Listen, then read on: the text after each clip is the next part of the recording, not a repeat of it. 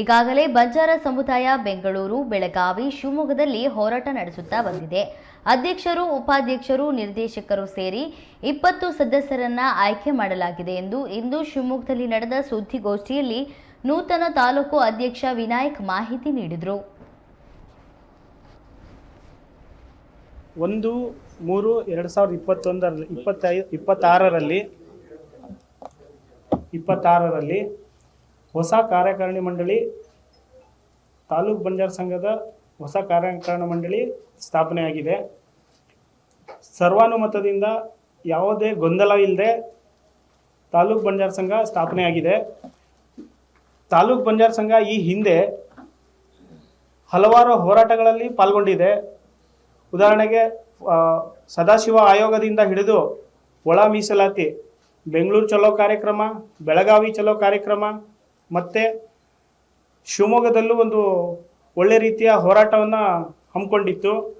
ಸಮಾಜದಲ್ಲಿ ಯಾವುದೇ ರೀತಿಯ ಅನ್ಯಾಯ ಆಗೋದನ್ನ ಖಂಡಿಸ್ತಾ ಅನ್ಯಾಯ ಆಗಿರೋರ ಜೊತೆ ಯಾವಾಗಲೂ ನಿಲ್ಲುತ್ತೆ ತಾಲೂಕು ಬಂಜಾರ ಸಂಘ.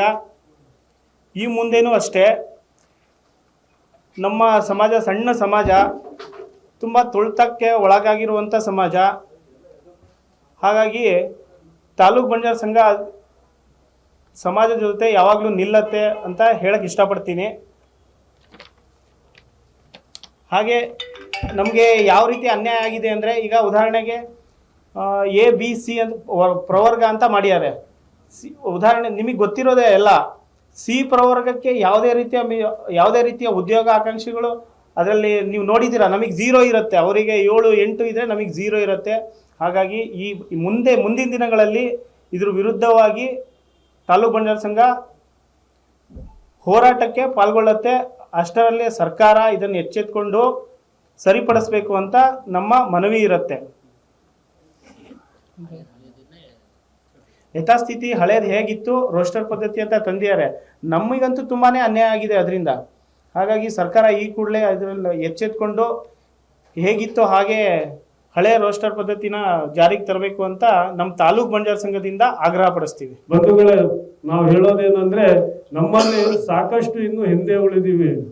ಯಾಕಂದ್ರೆ ನಾವು ಇಲ್ಲೇನು ಶಿವಮೊಗ್ಗ ತಾಲೂಕಲ್ಲಾಗಿರ್ಬೋದು, ಇಲ್ಲಿ ಸುತ್ತಮುತ್ತ ಒಂದು 4-5 ಗ್ರಾಮಗಳನ್ನ ನಾವು ಆಯ್ಕೆ ಮಾಡಿಕೊಂಡು ಏನು ಇವತ್ತು ಸರ್ಕಾರ ಬಂಜಾರ ಸಮಾಜ ಮುಂದುವರೆದಿದೆ ಅಂತ ಹೇಳಿ ನಮಗೆ ಮೀಸಲಾತಿಯಿಂದ ಹೊರಗಡೆ ತರಲಿಕ್ಕೆ ಪ್ರಯತ್ನ ಪಡ್ತಿದೆ. ಅದು ಸಾಕಷ್ಟು ದುರಂತ. ಯಾಕಂದ್ರೆ ಈ ಕಡೆ ಗುಲ್ಬರ್ಗ, ರಾಯಚೂರು, ಆ ಕಡೆ ನಮ್ಮ ಹಳ್ಳಿಗಳ ಪರಿಸ್ಥಿತಿ ನೋಡಿದ್ರೆ ಇವತ್ತು ನಮಗೆ ಮೂಲಭೂತ ಸೌಕರ್ಯಗಳ ಕೊರತೆ ಇದೆ. ಜೊತೆಗೆ ಏನು ನಾವು ಕಂದಾಯ ಗ್ರಾಮಗಳನ್ನ ಇವತ್ತು ಈ ಶಿವಮೊಗ್ಗ ಸುತ್ತಲೇ ಸಾಕಷ್ಟು 52 ಗ್ರಾಮಗಳಿದೆ. ಅದರಲ್ಲಿ ನಾವು ಹೇಳ್ಕೊಳ್ಳಿಕ್ಕೆ 2-3 ಗ್ರಾಮನೂ ಸಹ ಕಂದಾಯ ಗ್ರಾಮಗಳಾಗಿಲ್ಲ. ಹಾಗೇನೆ ಯಾರಿಗೂ ಹಕ್ಕುಪತ್ರ ವ್ಯವಸ್ಥೆನೂ ಇವತ್ತಿನವರೆಗೂ ಆಗಿಲ್ಲ. ಹಾಗಾಗಿ ನಾವು ಏನು ಇವತ್ತಿವಾಗ ಪ್ರೈವೇಟ್ ಜಾಗಗಳಲ್ಲಿ ಬೇರೆಯವ್ರ ಹೆಸರಲ್ಲಿ ಇರ್ತಕ್ಕಂಥ ಪಾಣಿಯಲ್ಲಿ ಮನೆಗಳನ್ನ ಕಟ್ಕೊಂಡು ಯಾವುದೇ ನೆಲೆ ಇಲ್ಲದೆ ಇವತ್ತು ನಾವು ಬದುಕ್ತಾ ಇದ್ದೀವಿ.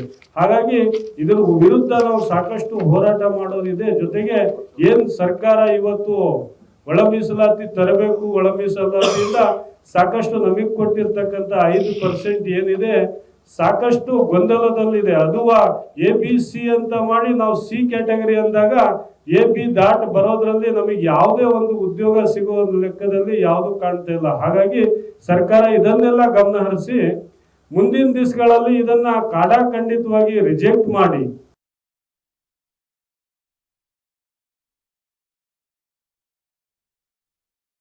ಒಂದು